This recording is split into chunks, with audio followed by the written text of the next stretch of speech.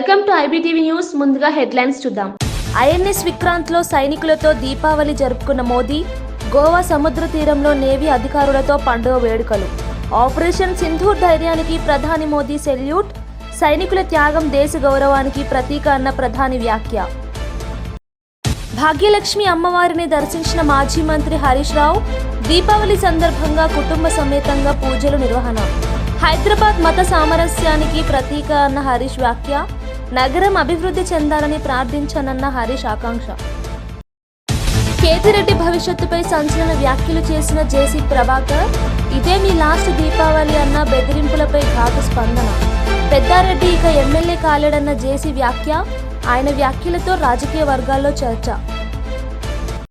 GST తగ్గింపుతో ప్రజలకు ఉపశమనం లభించిందన్న రామచందర్. సైనికులతో దీపావళి జరుపుకుంటున్న ప్రధాని మోదీ ప్రశంస. రామరాజ్యం స్థాపన రోజే దీపావళి అని వ్యాఖ్య.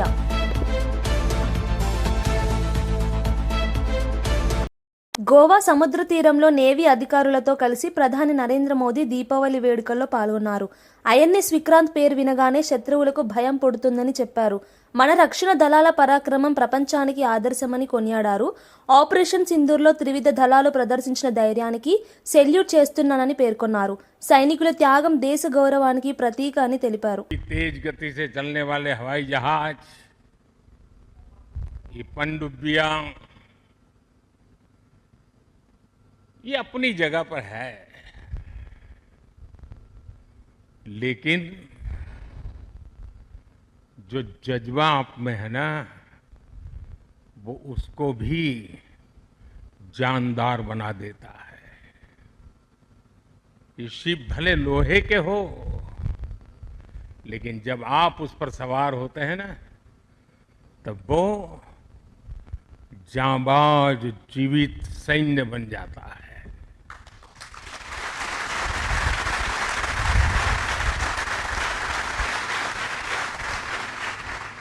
मैं कल से आपके बीच हूं. एक एक पल मैंने कुछ न कुछ सीखा है, कुछ न कुछ जाना है. जब दिल्ली से निकला था तो मन करता था कि मैं भी इस पल को जी लूं,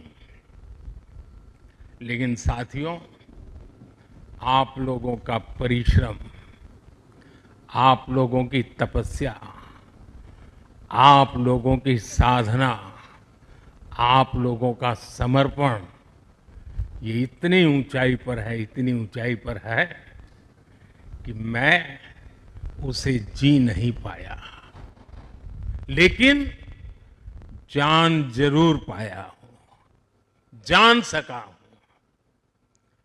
मैं अंदाज लगा सकता हूं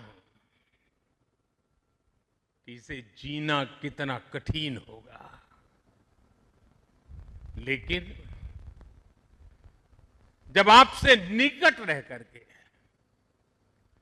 आपकी सांस को अनुभव कर रहा था, आपकी धड़कन को महसूस कर रहा था, आपकी आंखों की वो चमक को देख पा रहा था. దీపావళి సందర్భంగా మాజీ మంత్రి హరీష్ రావు కుటుంబ సమేతంగా చార్మినార్ భాగ్యలక్ష్మి అమ్మవారిని దర్శించుకున్నారు. అమ్మవారి ఆశీస్సులతో అందరూ సుఖ సంతోషాలతో ఉండాలని ఆకాంక్షించారు. హైదరాబాద్ మత సామరస్యానికి ప్రతీక అని పేర్కొన్నారు. నగరం మరింత అభివృద్ధి చెందాలని ప్రార్థించానని చెప్పారు. రాష్ట్ర ప్రజలందరికీ కూడా దీపావళి పండుగ శుభాకాంక్షలు తెలియజేస్తా ఉన్నాం.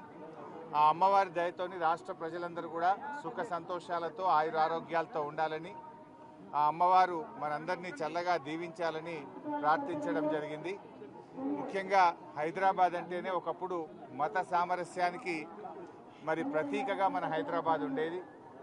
చార్మినార్లో భాగంగా భాగ్యలక్ష్మి అమ్మవారి దేవాలయం ఉండడం, హిందువులు ముస్లింలను గౌరవించడం, ముస్లింలు హిందువులను గౌరవించడం, ఒకరి పండగను ఒకరు, ఒకరి సాంప్రదాయాల్ని ఒకరు గౌరవించుకునే గొప్ప సంస్కృతి మన హైదరాబాద్కు ఉంది. ఈ హైదరాబాద్ నగరం ఇంకా ఇంకా వెలిసిల్లాలని, ఇంకా అభివృద్ధి పథంలో ప్రయాణించాలని అమ్మవారిని ప్రార్థించడం జరిగింది. సీఎం రేవంత్ పై సోషల్ మీడియాలో పెడుతున్న చిల్లర పోస్టులకు బీఆర్ఎస్ పార్టీ బాధ్యత వహించాలని ఎమ్మెల్సీ వెంకట్ బల్మూర్ అన్నారు. స్వేచ్ఛ పేరుతో తప్పుడు ప్రచారం అంగీకారమని విమర్శించారు. పోలీసులు కఠిన చర్యలు తీసుకోవాలని, లేకపోతే యువత వీధుల్లోకి వస్తుందని హెచ్చరించారు. కేటీఆర్ సమాధానం చెప్పాలని డిమాండ్ చేశారు. ఉన్నత అధికారుల గురించి జరుగుతుంది. నిన్న కూడా బీఆర్ఎస్ పార్టీ సోషల్ మీడియా హ్యాండిల్లో వాళ్ళు ఏదైతే గౌరవ ముఖ్యమంత్రి రేవంత్ రెడ్డి గారి గురించి కూడా అనుచిత వ్యాఖ్యలు ఒక పోస్ట్ చేయడం జరిగింది. ఎన్నో సందర్భాల్లో దీని గురించి మేము పోలీస్ శాఖ కూడా కంప్లైంట్స్ ఇవ్వడం జరిగింది. ఈరోజు ముఖ్యమంత్రి గారి పైన పెట్టిన పోస్టు ద్వారా తెలంగాణ రాష్ట్ర వ్యాప్తంగా ఉన్న యువత అందరూ కూడా, విద్యార్థులు యువకులందరూ కూడా వాళ్ళ మనోభావాలను దెబ్బతీసి గౌరవ ముఖ్యమంత్రి రేవంత్ రెడ్డి గారి గురించి మాట్లాడిన మాటల పట్ల అందరూ కూడా ఆవేశంతో రోడ్లెక్కే పరిస్థితి ఉంది. సో పోలీస్ అధికారులకి ఈరోజు మేము విజ్ఞప్తి చేస్తున్నాం. నిజామాబాద్ ఏదైతే జిల్లా పరిధిలో జిల్లా అధ్యక్షులు, అదేవిధంగా జిల్లా పరిధిలో ఉన్న నాయకులందరితో కలిసి నిజామాబాద్ సిపి గారికి ఒక కంప్లైంట్ కూడా ఈ రోజు మేము ఇవ్వడం జరుగుతుంది. ఈ రకంగా ముఖ్యమంత్రి గారి పైన పోస్టులు పెట్టిన BRS party official social media handle, దీనికి సంపూర్ణ బాధ్యత ఆ party working president Kalvakuntla Taraka Ramarao పైన కఠినమైన సెక్షన్స్ పెట్టి ఆయన పైన చర్యలు తీసుకోవాలి. తీసుకోకపోతే, ఆ పోస్ట్ పైన రియాక్ట్ కాకపోతే తెలంగాణలో యువకులని ఆపే పరిస్థితి ఉండదు. పెద్ద ఎత్తున యువకులు, విద్యార్థులు రోడ్లపైకి వచ్చి ఆందోళన చేసే పరిస్థితి ఉంటుంది. కేటీఆర్ పైన కూడా దీని బహిరంగ క్షమాపణ చెప్పకపోతే కల్వకుంట్ల తారక రామారావు పైన కూడా దాడులకి దిగాల్సిన పరిస్థితి ఏర్పడుతుంది. ఈరోజు పోలీస్ అధికారులు మీరిక్కడ కొంతమంది యువకుల్ని అడ్డుకునే ప్రయత్నం చేస్తున్నారు. కానీ తెలంగాణ రాష్ట్రంలో ప్రజలందరూ కూడా ఈరోజు గౌరవ ముఖ్యమంత్రి రేవంత్ రెడ్డి గారి గురించి మాట్లాడితే ఆగే పరిస్థితి ఉండదు. సో తక్షణమే దీనిపైన రియాక్ట్ అయి కేసులు పెట్టి కల్వకుంట్ల తారక రామారావు పైన, బీఆర్ఎస్ పార్టీ హ్యాండిల్ నడిపే వాళ్ళపైన కఠినమైన చర్యలు తీసుకోవాలని చెప్పి మీడియా ద్వారా పోలీస్ శాఖ కూడా విజ్ఞప్తి చేస్తున్నాను. ఏపీని పెట్టుబడుల కేంద్రంగా మార్చుతున్నామని విజయనగరం ఎంపీ కలిశెట్టి అప్పలనాయుడు తెలిపారు. సీఎం చంద్రబాబు, ఉప సీఎం పవన్ కళ్యాణ్, మంత్రి లోకేష్ చొరవతో వైజాగ్ ఐటీ హబ్ గా మారుతోందని చెప్పారు. గూగుల్, కాగ్నిజెంట్ వంటి సంస్థలతో ఒప్పందాలు కుదుర్చుకున్నామని వెల్లడించారు. జగన్ అబద్దాల ప్రచారం ప్రజలు నమ్మరని అన్నారు.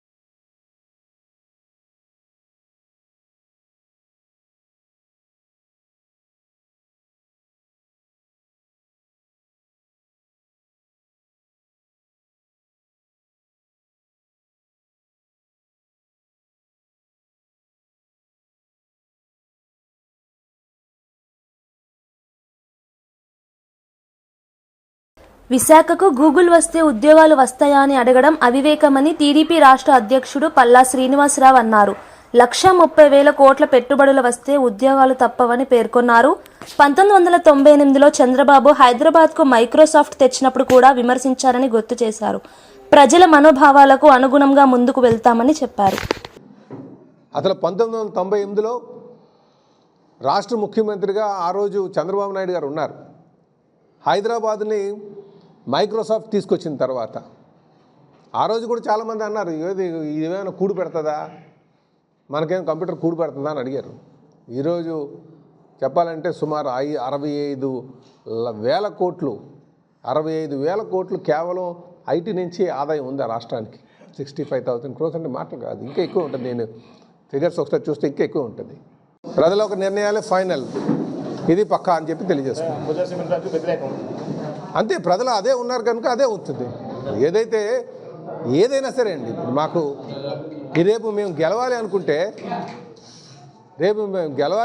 ప్రజలు ఓట్లేస్తే గెలుస్తాం, కానీ కంపెనీ వాళ్ళు ఓట్లేస్తే గెలం కదా సార్. ముందు ఇప్పుడు మా మనుగడ కూడా చూసుకోవాలి కదా. ఎవరైనా నాయకులు ప్రజల యొక్క ఆలోచనలకు అనుగుణంగానే వెళ్తాం, ప్రజల యొక్క మనోభావాలకు తగ్గట్టుగానే వెళ్తాం. ఇదే మీ లాస్ట్ దీపావళి అని బెదిరింపులు చేస్తే చూస్తూ ఊరుకోమంటూ జేసీ ప్రభాకర్ రెడ్డి హెచ్చరించారు. పెద్దిరెడ్డి 3 ఏళ్లే ఉంటానని చెబుతున్నారని వ్యాఖ్యానించారు. కేతిరెడ్డి చిన్నవాడు కాబట్టి మళ్లీ అవకాశం ఉండొచ్చని, కానీ పెద్దారెడ్డి ఇక ఎమ్మెల్యే కాలేడని తెలిపారు. ఆయన వ్యాఖ్యలు రాజకీయ వర్గాల్లో చర్చకు దారితీశాయి. లాస్ట్కు అనంతపూర్ డిస్టిక్ లో కోవిడ్ కంట్రోల్ చేసింది ఎవరు తెలుసా?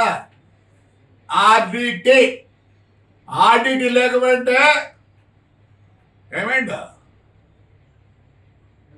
లక్షలకు పోయిందిరో. Don't talk about privatization. నువ్వు గుండె మీద చేసుకొని చెప్పండి మీరందరూ. ఆయన ఎందుకు చెప్తాడు ప్రైవేటైజేషన్ వద్దా? ఇప్పుడు చెప్పండి, మీరు చెప్పండి ప్రైవేటైజేషన్ వద్దు. ప్రైవేటైజ్ చేయలేదా? వెహికల్స్ 32,000 నెలకు ఎక్స్ట్రా కిలోమీటర్ పోతే ఆ డీజిల్ బిల్ ఇచ్చినారు. అది ప్రైవేటైజేషన్ కాదా? గవర్నమెంట్ ఉంటే ఎవరి దగ్గర రావడంలే. ఈ ప్రైవేటైజేషన్ మానుకోండి. నేను దండిగా టాపిక్ ఉంటే మాట్లాడండి, ఎవరో తింటారు మనం మాట్లాడతాను. ఆయన ఏమో అంటాడు ధర్మవరం ఆయన ఇదే లాస్ట్ దీపావళి. నమస్కారం సార్, చిన్నోడు రా నువ్వు రఫా వద్దు. ఇదే మీకు లాస్ట్, ఇదే మీకు ఫస్ట్. ఒప్పుకోరమ్మా, జనం ఒప్పుకోరు. అది మీ చిన్న ఆయన చెప్పినాడు, నేను 3 ఏళ్ళు ఉండేదని. ఏమన్నా మరి ఆయన దీవెన ఎట్లుందో నాకు తెలియదు, కానీ దేవుడి దీవెన ఎట్లుందో నాకు తెలియదు. కానీ ఆయన దీవెనే 3 నెలలు ఆడు ఎప్పటికీ ఇంక ఎమ్మెల్యే కాలేడు. మంత్రులపై ఇష్టమొచ్చిన ఆరోపణలు చేయడం తగదని మంత్రి అడ్లూరి లక్ష్మణ్ అన్నారు. కమిషన్లకు care of address BRS party అని విమర్శించారు. దోచుకోవడం దాచుకోవడం కేసీఆర్ కుటుంబానికే తెలుసన్నారు. ధర్మపురికి డిగ్రీ కళాశాల మంజూరు చేసినందుకు సీఎం రేవంత్ కు ధన్యవాదాలు తెలిపారు. కొంచెం చెప్పండి, ఇది టెలికాస్ట్ చేయాలి. నాకు ఒక 2 నిమిషాలు చెప్తా. మన ఇంట్లో విషయం బయటకు ఎప్పుడు పోతుంది? మన కుటుంబానికి విషయం ఎప్పుడు బయటికి పోతుంది? కుటుంబ సభ్యులు చెప్తూనే పోతుంది. మీ కుటుంబ సభ్యురాలు, మీ తోడబుట్టిన మీ చెల్లె కవిత మాట్లాడిన మాటలకు ఫస్ట్ జవాబు చెప్పు కేటీఆర్. ఆమె మాట్లాడింది కదా వీడియో ఒకటి వచ్చి, దాచుకున్నారు కమిషన్లతో మొత్తం మా నాయనను మొత్తం ముంచిండ్లు, మా నాయనను మొత్తం నట్టెట్ట ముంచిండ్లు, మా నాయన దేవుడు ఇంద్రుడు చంద్రుడు, మా నాయన కేసీఆర్ అని చెప్పి కవిత మాటలకు కేటీఆర్ ఫస్ట్ జవాబు చెప్పమని. కమిషన్లకు కేర్ ఆఫ్ వాళ్ళు, కకృతి పరులు వాళ్ళు, దాచుకుందామా అనేది ఆలోచన వాళ్ళకు.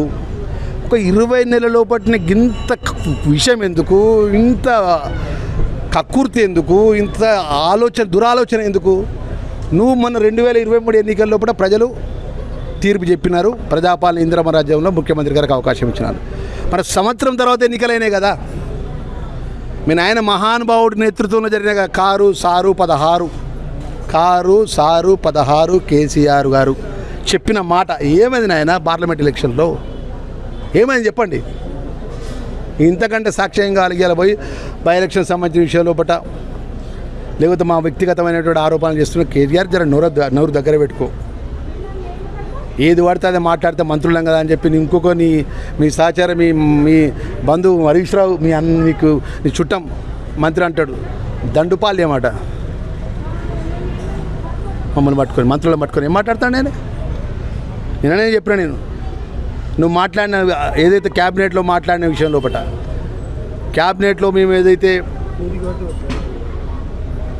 వ్యక్తిగతమైన మంత్రుల యొక్క విషయాన్ని మాట్లాడిళ్ళు, ఏదైతే కమిషన్కి సంబంధించిన సబ్జెక్టు మాట్లాడినా అంటే నేను చెప్పిన నిన్న దమ్ము ధైర్యం ఉంటే హరీష్ రావుకి చెప్పిన సిద్దిపేటలో శ్రీ వెంకటేశ్వర స్వామి దేవాలయం ఉంటుంది. ఎందుకంటే దేవాలయం పేరు ఎందుకు చెప్తున్నా నేను ఒక మంత్రిగా అంటే, నేను డబ్బున్నోని కాదు. పొద్దున్న లేస్తే దేవుణ్ణి ప్రజలు నమ్ముకొని బయటికి వెళ్తా. దేవాలయం ముందు చెప్తున్నా కాబట్టి ఆయన కూడా హరీష్ రావు గారిని శ్రీ వెంకటేశ్వర స్వామి దేవాలయం ముందు సిద్దిపేటలో ఆయన నామినేషన్ చేసే రోజు అక్కడ పెట్టి కాగితం పెట్టిపోతారట.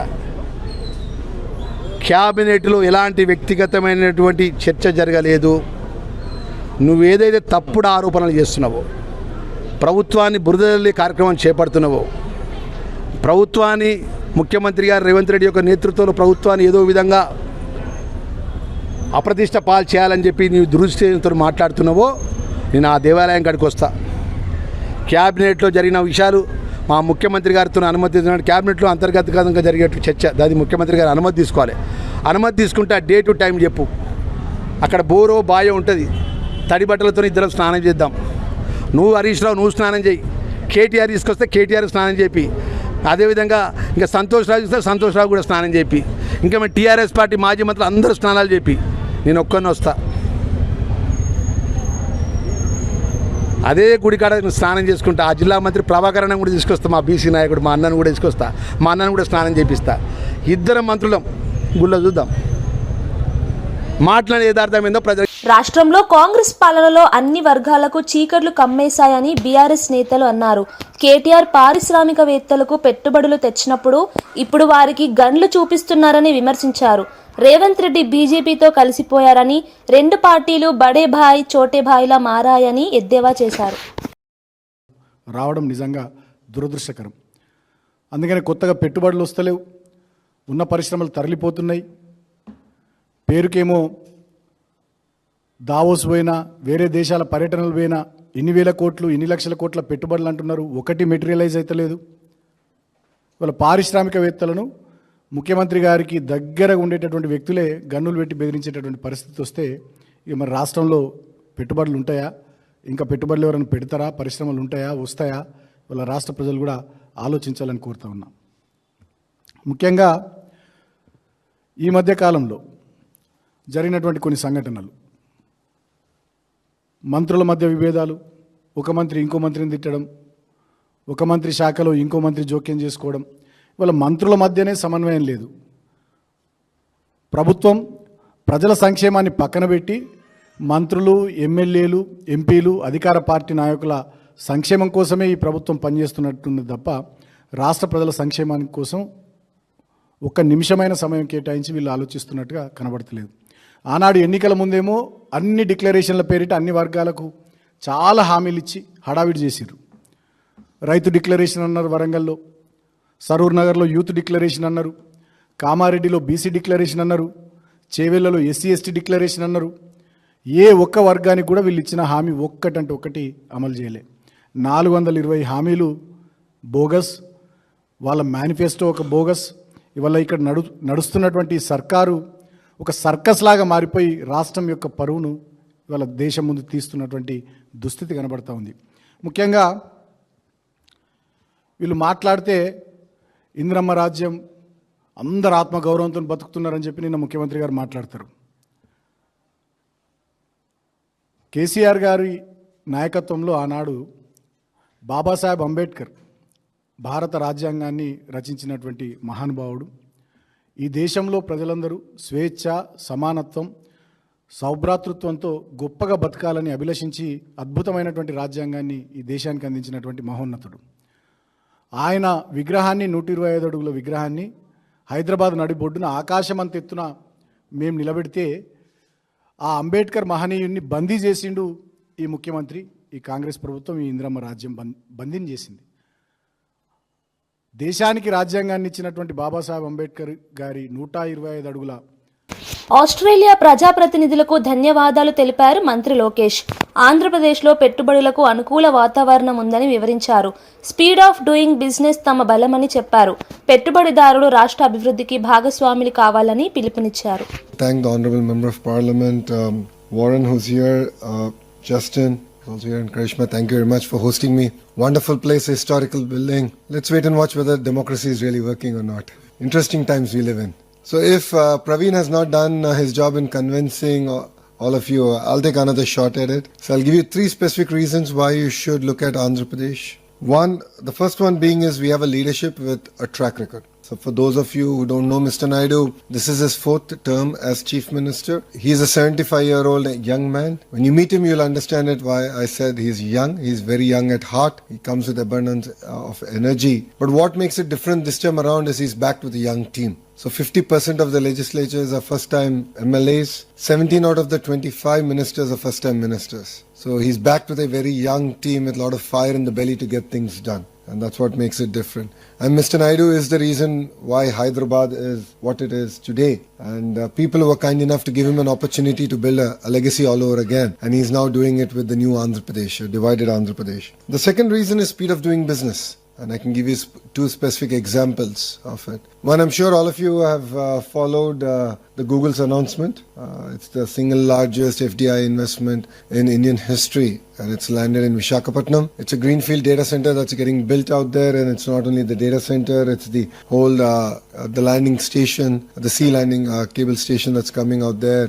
And we are really excited about building the entire ecosystem. I've had an opportunity to meet a few of the data center developers here in Australia, and I've had the opportunity to invite them to Visakhapatnam. But we're really excited to build a larger ecosystem. And we got all this done in 13 months, which is 1 month more than what we agreed with Google on. And once we agree to work together, it's no longer your business, it's our business. ప్రధాని మోదీ సైనికులతో కలిసి దీపావళి జరుపుకుంటున్నారని, చెడుపై మంచి గెలుపుకు ప్రతీకగా దీపావళిని జరుపుకోవడం గర్వకారణమని BJP రాష్ట్ర అధ్యక్షుడు రామచంద్రరావు అన్నారు. జీఎస్టీ తగ్గింపుతో ప్రజలకు ఉపశమనం లభించిందని తెలిపారు. రాముడు వనవాసం అనంతరం రామరాజ్యం స్థాపించిన రోజు దీపావళి అని చెప్పారు. దివాళీ చాలా ఘనంగా జరుపుకుంటున్నాం మనం.